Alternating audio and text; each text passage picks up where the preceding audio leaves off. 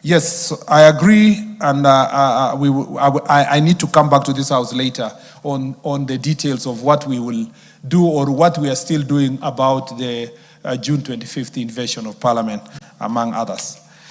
Mr. Speaker, last statement, let me say this. No politician should come to us thinking that they are coming with clean hands. I see some of them going to issue press statements because his gangs have been overpowered by the gangs of his opponent, you know? So because you lost the battle that day, you call a press conference. And you know, you accuse the police, you accuse the government, you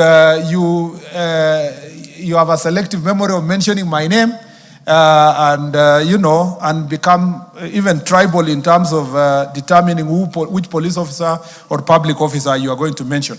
Mr. Speaker, we are not going to allow that. We will deal with those gangs ruthless. And every time we have dealt with them ruthlessly, those politicians don't get out of their houses to campaign because they cannot do it without goons. On the issue of Honorable KJ, that was number one. Number two was Honorable Mumina. We are dealing with the Isiolo issue. That issue is of great concern. I agree with you that perhaps we should have gone hard early. Our police officers also, and the team that is doing operation are also strained, particularly during this drought period, because the problems have gone up. You see, we are dealing with a problem from all the way from Turkana and West Pokot. You come to at least Baringo internally, which was internal Baringo. We have stabilized Baringo. We have stabilized a lot of Laikipia. We've come to Samburu, and Laikipia is stabilized except north. So that challenge of Isiolo and Meru is the one that giving us headache with the one of Turkana and West Pokot around Aro area. And because the Special Operation Group has been doing a very good job, they are also small in number. We need to train more. We need to give them more resources because they are using specialized equipment so that we can be able to solve that issue. I promise you that we will deal with this operation, but we will put in place measures for long-term presence of government. You see, we have, our biggest problem is in Mukokodo Forest and those areas of Malaso, La Bendera Hills. Those places, we are working to make sure that we have government training facilities in those areas. And I'm glad that the Nyeri members of parliament are here. The last time I was in those regions and said we will take part of the training of police officers to those areas, people were up in arms because they don't understand our country. Yeah, you saw some people saying we are closing Kikanjo. And close it and take there because of cheap politics. What we want to do is that instead of our police officers only training in Embakasi, Kiganjo, and these areas in terms of field work and practicals, we better have practical training facilities around those areas so that we can increase security presence there. And it's not just for the police, it also includes the KDF. Next week, I'll be sitting also with the conservancies. We've facilitated the conservancies to have NPR to a high level, and they have very good equipment. We want to see how they will cooperate with the National Police Service. I have a meeting with them next week to see how we can collaborate together using the NPR. And finally, we are vetting the NPR. Those NPRs who have been also turning to become criminals, we are going to deal with them. And if we deal this problem in Isiolo and Samburu, then the people of Meru are going to be free because those criminals call Meru the ATM area. They like going to attack the Meru side because they know as armed criminals in Meru side as it is in the other parts. I agree with you also that we have had another phenomenon where pastoralists, when they move, they want that area to be gazetted to be their administrative unit. Either a chief moves during grazing period like now to Isiolo, and they want to extend the boundaries and move with their chief and establish a location and so forth. We have been dealing with that phenomenon, and we have said that as a ministry, before gazetting any administrative unit, we must get proper intelligence report and proper public participation to ensure that we are not encroaching on each other's administrative boundaries. I am happy, Mumina. I almost called Mumina, that all of you come to our offices, want officers to be transferred. You are fighting as leaders. So depending on which leader came last, one comes today, say that county commander is a bad one. The next one comes, this one is a bad one. The one comes, next one. Don't transfer your political problems to security officers. Because one of the effective county police commander who was there was transferred after all this noise was saying that, this man is not working. Now everybody is saying he should come back after the insecurity happened. We couldn't have reached where we are if the police officers were not interfered, if the work of the police officers was not interfered with. And so we have had to bring him back, but in the neighboring county. And that kind of work, the IG is under immense pressure when their officers are also not being given operational space or opportunity to work because of political interference. And then on the issue of KJ, this is another area that judiciary is becoming an impediment. The laws, there's no lack of legislation. It's enforcement. And every time DCI carries out enforcement, the courts, without blinking, just give out court orders. Look at that block called Kenya Times and another one called, there's another one called 7-something, something 7. Yeah? Channel 7 something. They post fake news continuously. Sometimes inciting communities, and they will put your picture. I saw they put Honorable Memusi's face yesterday, and they're saying Memusi has said community X must not stay in Kajiado and so forth. And it's allowed to just sit there. If you arrest and take person to court, the first thing is the court say freedom of expression. Where is the freedom of expression when that person is inciting ethnic in the country? So the DCI, as you've asked, does it not have capacity? Does it require more laws? No. What it requires is more tools and equipment and more officers to be trained. So we have been consulting with our budget committee to see how to capacitate the DCI strength. We have strengthened the DCI cybersecurity team, but we need to have them to have more equipment and to have more resources so that they can be able to hire the young people, the young Gen Zs who can assist us to unravel some of these challenges that we have within the cyberspace. On the question of Honorable Nguris, I have taken note of your concern. It has been a great concern. There were security changes in the past. There is a complaint across Honorable Rueda and everybody here. I don't think there is a county where people are not complaining of overstaying police officers. And so what should happen after the recruitment in August, after the pass-out parade in August, September, we should be able to do massive rationalization, bring in new energy who have come from college, move and mix it with those who have experience and make the necessary transfers. Remember, I promised, courtesy of Jukwaa Usalama report, and the IG promised that we are going to also help our officers who have been operating in frontier counties like Lamu, Tana River, Wajir, Mandera, Garissa, Marsabit, Turkana, West Pokot, Samburu, give them an opportunity also to move from those areas, especially those who have served for 5, 7, 8 years. It should be 3 years and someone moves. So that will be possible after the pass-out parade in about September, that we can do massive transfers. However, that does not mean that in places like Samburu, where the leadership have failed, the Inspector General of Police is going to look into the deployment in that area, and we have consulted while we were here. On the question of equity of distribution of resources, you see everybody is touching where Nabi thinks, because he's only looking at his constituency, he thinks he's the only constituency that has a problem. Nearly everyone here, I don't know a constituency here that has enough police vehicles. Yeah, I don't think there is a constituency here that has enough police vehicles. Everybody requires police vehicles. And the reason is because we are about 6 to 7 years behind schedule in terms of replacing the ones that were procured 2014. So because of that, there is a problem.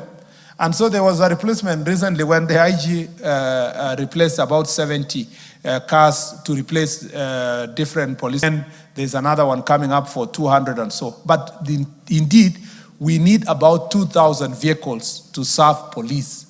And the procurement has been curtailed by lack of proper resources that we have always required.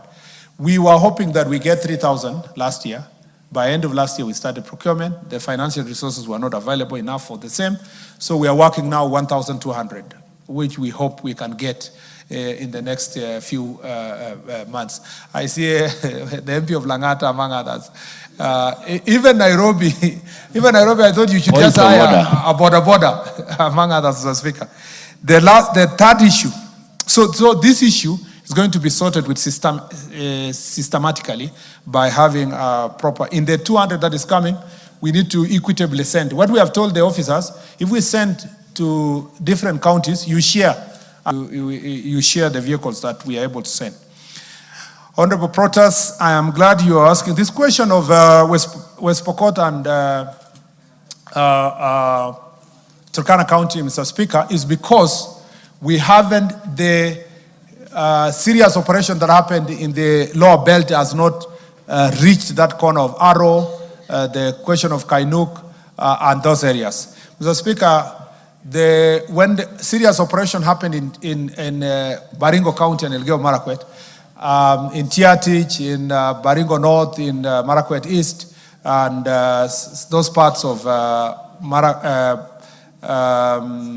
Pokot, Sigor, a smaller part of Sigor. Most of the criminals went to hide in Sigor. The border of Sigor, Samburu East, no, not Samburu East, Turkana East, and in Aro, which is Turkana South.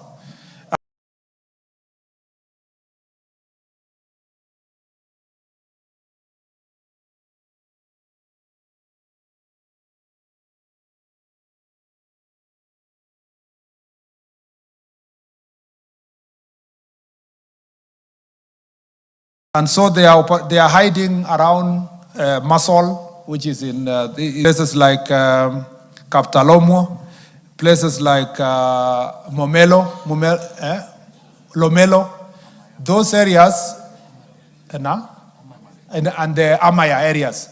So now we have about 3,000 to 4,000 guns-wielding bandits hiding around that belt. You know, sometimes when you hear, Mr. Speaker, and I must say this here, because my county was also affected. When you hear political leaders speaking, you will think their county is safe and clean. You will think that there are no bandits in their own county. You hear Turkana MP speaking, you will think Turkana is clean place. You hear the politician standing and saying, Murkomen must resign. But Mr. Speaker, even those who are speaking like that, you know that he was buying a gun. The intelligence report shows that he has bought a gun just the other 2 weeks. He has bought bullets. You see, you can fool other people, but you can't fool me because I come from that area. So, Mr. Speaker, the thing we are doing is to enable the SOG team, Mr. Speaker, to have a greater strength for us to be able to assault that area. I've told you 3,000, almost 4,000 guns operating around that belt, especially after some of the criminals ran away from the Baringo side and from some West Pokot side, especially Sigor constituency, to go and confine themselves in that particular area. Remember that these are attacks. Sometimes they come and attack West Pokot, like they did some weeks ago. At the moment, I don't know where they have a better strength to attack the side of Turkana. Turkana has that area of Lokichar, that area of Aro, that area of Kainuk has suffered consistent attacks in the last 2-3 weeks. But Mr. Speaker, I promise you this. The way, Mr. Speaker, we freed most parts of Baringo, Elgeyo Marakwet, some parts of West Pokot, and Laikipia, Mr. Speaker, we shall free that border of West Pokot and Turkana. I promise you. It will be, at the moment, the criminals are running around because they know that is still a safe area. But give us a few months, Mr. Speaker, they will have to surrender all those guns that they have.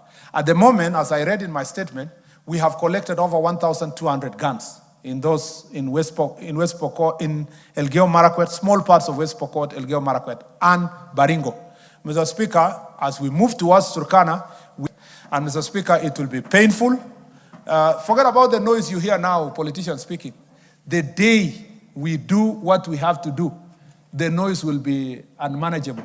And I am prepared for that noise because I have gone through it before. The IG is prepared, the National Police Service. Painful, Mr. Speaker. It's because, again, as I said earlier, the sponsors are sitting in this house. You know, their associates and their PAs are the ones who are buying the bullets and the guns. And, Mr. Speaker, you will hear in the news, the day the police catch up with their associates and their PAs and their friends who are supplying those guns and bullets, Mr. Speaker, when they are apprehended by police service, you will hear them come here with statements and issue other press conferences. I will never be intimidated when it comes to this issue of banditry. We will deal with it and deal with it with finality, Mr. Speaker. And no amount of press conferences and stories. People, if it helps them to speak in press conferences to get votes, maybe. But I'm not going to do politics on this issue of security. We are going to make sure that West Pokot and Turkana are going to fight in classrooms with pens and books, not using guns, Mr. Speaker, and bullets. Mr. Speaker, let me also add that I saw the other day, let me use this opportunity to clarify something. At the moment, my ministry is carrying out massive ID registration in Turkana, West Pokot, Turkana and West Pokot. And Mr. Speaker, that exercise, I went and launched it in Turkana, in West Pokot, in Kapenguria. On the same day, after launching that exercise, and we were with all the elected leaders of West Pokot, I went to meet the security team in Kainuk to plan on the operations we are supposed to plan. I felt very sad that some of the elected leaders from Turkana said, I went to meet West Pokot MPs and I didn't go and meet them. Mr. Speaker, these were two different assignments. On one hand, we are doing registration, and I'm going to Turkana in Lodwar to sit also with the leaders there to see how to assist them. They have been requesting that they need their people to have IDs. I'm going there to discuss matters of ID, and Mr. Speaker, they can leave to us to deal with the operation first. We'll have a meeting of leaders of both sides after the operation has become very painful. At the moment, it's still, people are just laughing and calling press conference. When it becomes painful, when no one will be able to speak, we will have our meeting between the two leaders, and it will be hallelujah at that point in time. Mr. Speaker, Honorable Shabir has raised the same issues of vehicles I have responded to. I agree with him on the question of